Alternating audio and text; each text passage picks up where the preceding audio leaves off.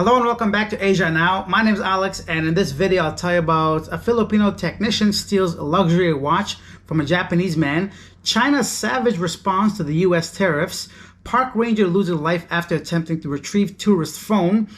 Is this dress too revealing to wear at your kid's graduation? What in the world is going on with luxury brands and China exposing them on TikTok? And stick around to the end of the where I'll show you guys a video, a true definition, the poster boy for FAFO. Let's start off in the Philippines before we go into China and the response to the tariffs. Police in the Philippines arrested a technician on Tuesday, April 15 for stealing a luxury watch worth 200,000 pesos from a Japanese national residing in a condominium unit in Barangay San Antonio, Makati City. The Makati police identified the suspect as Jomari, 29 years old. Based on the police report, Jomari is one of the several workers assigned to schedule maintenance inspection inside the victim's unit. The 50-year-old victim discovered the loss of his luxury watch after the inspection, prompting him to report the incident to the police. According to several witnesses, the suspect exhibited unusual behavior during the inspection, reportedly keeping a close watch on valuable items placed on a dining table. The police launched a follow-up operation against Jomari after he was positively identified through CCTV as the thief. The footage showed him pacing repeatedly near a fire exit and appearing to hide an item inside a sling bag. Further search of the fire exit led to recovery of the watch case. The suspect eventually admitted to the theft and said he already sold the watch. And this is why it's always important to never leave valuables anywhere when somebody else comes into your home to do any kind of work. Like, you want to obviously give people benefit of the doubt. You want to have this faith in humanity and that people are going to do the right things. And most of the times, personally, I don't usually have too many valuables laying around anyways, but I always like to think nobody's going to steal from you. Obviously, how dumb can they be? They just came in your place. But another great example of why you should never leave anything out in the open if strangers are coming into your room. Not to excuse this guy's obviously theft, but also we can maybe mitigate or reduce a little bit of that risk, because I'm sure it wasn't easy going through the whole process of filing a claim and all that. So, all right, I'm going to show you guys a clip right now. It's about China responding to tariffs from the U.S. This is before the 245% tariff that the U.S. just imposed on some of things coming from China. So that's a large number. And China went and said that they're not going to basically acknowledge anything over 125% because they considered a joke. Now this is almost double that. So I want to see what China has to say. But this was said about just the previous tariffs. Yeah, and China will lose the US market, which, as I've said, is 15%. We don't care. We don't care. China has been here for 5,000 years. Most of the time, there was no United States, and we survived. And if the United States wants to bully China, we will deal with the situation without the United States. And we expect to survive for another 5,000 years. The loss of 15% of its export market, i.e. what you export to the US. Not at all. China is fully prepared to fight to the very end because the world is big enough that the United States is not the totality of the market in the world. So if the United States wants to go in that direction of completely shutting itself out of the China market, be my guest. I'm going to be honest, I don't think China's the type of country you want to mess with on so many different levels. I think they have this systematic approach to everything, and they don't mind suffering in the short term to gain in the long term, just based off previous history and all that. And I hope this is not one of those situations like you see when a bully picks on the wrong kid, basically, right? So US, I think they should be kind of weary of what's going on, because China has been all over Asia now for the past week or so. Xi Jinping has been visiting countries like Vietnam and Malaysia and all that, trying to make deals. Because if the U.S. is not going to buy stuff from China, the rest of the world becomes open, because this way I think it's a very good opportunity for China to basically start poaching other countries, right? So I don't know what the plan is or what's going to happen. I'm very curious to see what goes down with all this stuff. Speaking of tariffs, so recently, if you're watching TikTok, Instagram, any kind of stuff, social media, online, it's going crazy. Everybody's exposing these luxury brands. Basically what happened was some of these luxury brands put additional charge, or basically they raised the prices saying, oh, it's because of tariffs, we have to go ahead and increase the prices. But because China just removed the IP restrictions on all this stuff, so all these manufacturers are coming out and saying, listen here, buddy, it's not about the tariffs. You guys are just simply greedy, and now you're charging people a lot more. Instead of me telling you guys all this stuff, a lot of other people have done a better job explaining it. Here's what I mean. China's about to go nuclear on American intellectual property, and they are not messing around. So intellectual property rights on American design products is really key to allowing America to sell premium products globally. So think iPhone, think Dyson vacuum cleaners, think Microsoft Word. So until recently, China has actually put in restrictions on copying of American goods, mostly to meet international trade regulation. But a couple of days ago at the China State Council meeting, they basically said, we don't care anymore. If you put in tariffs on us, we are just going to open the doors for IP infringement. We're going to copy everything that American businesses create, and we're just going to sell it at like 5 cents onto the dollar. Essentially saying that we're going to undercut all of your products. They're going to become worthless, and the rest of the world is going to benefit. Very interesting. So now you got somebody basically bypassing tariffs, bypassing the name brands, going straight to the factory. Now this is what happened. This is what took down dropshipping, if you know what that is. This is why basically a regular person can't really compete when it comes to China, when they have such these big gigantic factories, Alibaba, like they have so many, Temu, all these Chinese. Even TikTok itself is becoming basically a marketplace to sell you stuff. European luxury companies tried to blame America's tariffs for the recent price hikes, but were unexpectedly exposed by China, who revealed the insanely greedy markups they're actually charging. Multiple European luxury brands, including Prada, Gucci, and Chanel, recently raised their already sky-high prices. These companies argued that the increases were necessary in order to protect their businesses and employees from the financial effects of the tariffs. However, this excuse angered owners of manufacturing companies in China, who took to social media to reveal that these European companies are raising prices purely out of greed. They claim that even at a 20 to 50% tariff rate, the prices these brands charge ensure that they will still make a profit of more than 2,000%, and they have actual evidence to back up these claims, as one poster who operates an OEM factory which produces the actual products that these luxury companies put their brand on and sell to consumers. He showed that one bag, which retails at $38,000, actually only costs about $1,400 to manufacture, which is a markup of more than 2,700%. Chinese factories are exposing luxury brands made in China. They show the world where your $1,000 handbag or $100 pair of leggings really came from. They now offer you the exact same thing. No middlemen, no markup. In a bold move that looks more like economic warfare than manufacturing, Chinese workers have lifted the lid on a $1 billion fantasy. A large proportion of the handbags, shoes, and clothes that claim to be made in Italy or designed in Paris are actually produced in China. As Trump's new tariffs hit Chinese exports, factories are fighting back, selling directly to you online and denouncing the whole hypocrisy. On TikTok, leave your thoughts down below regarding any of the stuff I shared so far. I know it's a lot, but I'm really curious to see where you guys stand on these kinds of stuff. On these kinds of stuff?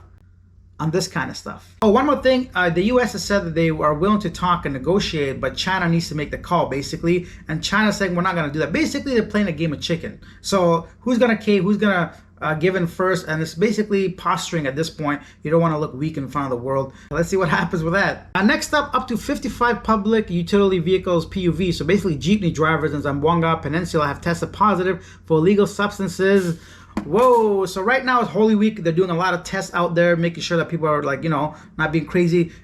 That's a lot of people. 55 people tested positive, because that just tells you all these crazy drivers you see on the road. Some of them can be on something and they're not really fully 100% in the right mindset. So it kind of explains all the speeding drivers and crazy maneuvers on the streets. I'm glad they caught them now. I wonder what happens with them as well, whether they're going to get their license removed, suspended, or what goes on with that. Staying with some checkpoints, what started as a regular anti-carnapping checkpoint ended up with operatives of the Highway Patrol confiscating around 102 million pesos worth of shabu in Catbalogan City in Samar on Wednesday. So they made the discovery when they flagged down a white SUV with a broken fog light. Come on, man, that's some amateur stuff. You got to make sure your vehicle is proper if you're going to be carrying that kind of stuff. Just tell you guys, shabu and all kinds of busts, this happens on a daily basis. I just don't cover it. It's just too much and too many, and there's in the hundreds of millions of pesos sometimes. It's just not newsworthy, I think. But this one I thought was interesting because we have video footage of it. So yeah, interesting there. Next up, the mother who's video walking with her child during graduation while wearing a revealing outfit similar to the ones typically worn at pageants has responded to comments on social media saying, "I really didn't expect this to go viral. Thank you to those who support me and to those bashers too. Thank you to all of you. I'm not mad at any of you. I love you all. That's just how kind and simple I am." People are divided whether the outfit she wore was appropriate for the occasion. Some said they support the mother's moment because graduation is also a special day for parents, but many also argued that such attire is not suitable for a school setting, especially with minors present. The first thing I thought was like, it's not that revealing. What's the big deal? Then I thought to myself, well, wait a minute. That's coming from a dude, a man without a kid. So then I'm like, wait, what if it was like a Catholic school? And then I'm like, yeah, I don't think I'll let my wife go down wearing that for my grad. Also, you're kind of taken away from the graduation, the kid itself, right? Because you're stealing, or are you though? So let me know, what do you guys think? Do you think this dress is too revealing or not? Because I can kind of see it from both sides. I don't have any strong opinions towards it, but I don't think I'll let my wife take my kid to graduation in that dress. Be like, wear something else. One last thing I want to mention, we don't really know the circumstances. Obviously, we don't know if she has another dress, if that's the only thing she had. There's a lot of factors that we don't know, but I just want to know, just from just visually speaking, at a graduation, do you think this is an appropriate dress or not? Maybe I'll go ahead and make a poll on the channel, so we'll take that poll. I'll leave the link in the description down below so you guys can take that poll as well. Let's go on to our next story. Next up, a report by market research company The Harris Poll on behalf of food company Mondelez International found that Filipinos munch on snacks more than the global average. What do you guys think? I don't have a Filipino partner. I don't really live with Filipino people either. If you are a Filipino yourself or live with a partner that's Filipino, do you guys think they eat more snacks than the average person? One thing that I think might be true is because whenever I go to the grocery store, there are like aisles after aisles after aisles of like just snacks and just junk food essentially. And not only that, I think one thing I notice a lot in the Philippines is the individually packed things. Like, so you could buy things for like a peso or two, and it just sometimes blows my mind how small content can be in such a big plastic thing, but they make me drink out of a paper straw. Anyway, let's not get into that again. That might actually be a reason why the Philippines comes in at number one of the country with the most pollution of plastic in the oceans. Probably just a single-use stuff. But yeah, leave your thoughts down below if you have any experience or knowledge about that. And then in a tragic incident in Kanchanaburi National Park, it's claimed the life of a heroic Thai park ranger. On April 5th, Paisan Wanfet, 43 years old, drowned while trying to retrieve a tourist's mobile phone that had fallen into a rain-swollen stream aside Tamsao Hin Cave. Despite strong current, Paisan volunteered to help, only to be swept away and later found not alive, trapped underwater. Over 120 tourists were evacuated. What a sad incident over a phone. Like, you think by now, me reading all these stories, I'd be somewhat desensitized to this kind of news, but really, this one made me sad. Imagine just like over a phone. Next up, look at this dude. So a foreigner tourist on Pattaya Soy 6 provoked fury on April 15th after unwelcome touching a bar worker, harassing staff, and mocking Muay Thai, only to be knocked flat by a bouncer and then roughed up by onlookers. Despite efforts from the bar staff to de-escalate the situation, the intoxicated man poured beer on a security guard's head and challenged patrons to a Muay Thai match on the street. One swing from the guard sent him crashing into the ground, and bystanders quickly intervened. The entire episode caught on camera has since gone viral and stirred debate about tourist conduct in Thailand. Police are investigating, and the bar is temporarily closed to cooperate with authorities. Staff have stated that they tried to handle the situation peacefully but were forced to defend themselves. The incident has, of course, sparked outrage and discussion. Actually, the bouncers came up and apologized but said that they stand by what they did, and I agree with them. I'm glad this man got his face bashed in. Honestly, man, what are you doing? What are you doing? Like, you behave this way and you wonder what happens to you. A lot of times we forget that it's the tourists and foreigners that are causing problems, especially when there's substances involved. Yeah, what do you guys think of that? Now it's time for our segment Yesterday Today, where I read some of the most popular comments regarding our previous video. And a big shout out to Karma has arrived with a $50 donation to the channel. Thank you so much. That's very kind of you and generous. It goes a long way for me to continue making these videos, so I do appreciate that. And another big thank you to a very, very regular supporter of the channel, Paul, who has bought me 10 coffees. A big thanks to you as well. If you guys want to show some extra love, extra support, there's a super thanks button at the bottom of this video. It's like a little heart with a money sign. Or you can go ahead and buy me coffee. The link is in the description down below. I would appreciate that, of course. Will says, too many young entitled troublemakers traveling overseas lately. I think it's always been there. We just see it a lot more now. Steve Harris says, when the president of the country takes a personal interest in your demise, you have a problem. I agree, and this is about Vitali. Another Steve says he's a full-grown adult. If he doesn't want to contact his family or even just disappear, that's his choice. He may or may not have a reason to do so, even if it's just neglect. Nobody can or should do anything to him. He didn't ask for people to go search him out. His family did. Sometimes shit just happens. One thing I want to say about that, I do agree with that, but this was in another country, right? So you travel to Thailand, and that's where the problem, I think, because so many things go wrong in a foreign country, that's where the concern came. I do agree with what you're saying. If a grown adult wants to basically not have any contact with anybody, that's their choice. But I think in this case, personally, in my opinion, it's just sheer neglect and disrespect to his family and his peers. The least he could have done was just send a quick, like this would have been okay, 10, 15, 20 years ago, but today with the connectivity we have on cell phones, a 5-second message could have saved a whole bunch of people a whole bunch of time. This to me is just basically in consideration for everybody around him. And lastly, Heath Run Yun says, shout out to all of us hairless dudes. Yes, sir. Shout out to all the bald men. The Propecia did not take. So that is that. That's today's videos. Leave your comments down below regarding anything I covered. This was a little bit longer than usual, but I think there's a lot of stories to cover.